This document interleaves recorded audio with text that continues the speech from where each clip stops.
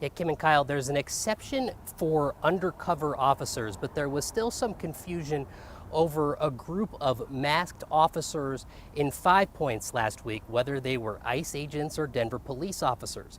And the immigrant advocacy group that responded to it says people have come to associate masked officers as just being ICE agents. ICE Council Bill 0125 has passed. When Denver passed a law banning all law enforcement from wearing masks, there were questions about enforcement and if it would really do anything about masked ICE agents. Still, it was supposed to provide some relief and clarity. I got calls from people in my community that were telling me I've seen people with masks. I don't know who they are. But the ban may not always solve that. Like last Thursday, when masked officers were conducting an operation in 5 Points. My thought is that yes, they are in compliance. I mean, they were working in an undercover capacity. Denver Police Chief Ron Thomas has seen these photos of his officers, originally posted on the Colorado Rapid Response Immigration Network Facebook, a coalition of observers who publicly confirm when ICE agents are conducting immigration enforcement. At first, the observers didn't know who they were.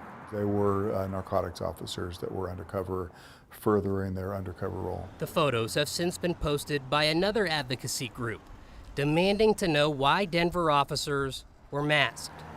But the mask ordinance includes exemptions for officers. The very first one, active undercover operations. I think that they do understand the reason why we don't want to be confused with ICE agents and the community fear that I think takes place when ICE agents are not wearing are wearing masks, but also not wearing things that identify them as police officers. The Immigration Advocacy Coalition said it was able to determine it was Denver's officers, in part because the officers still had DPD badges visible. While their faces are concealed, they are clearly marked as Denver police officers. The ordinance also includes exemptions for SWAT in situations where tactical gear or other safety needs may require or be enhanced by having a mask. And we call it a mask ban, and it is, but it can still be tough to tell whether these people are law enforcement, and if they are, which agency. Live in Denver, Spencer Soyshirt, 9 News.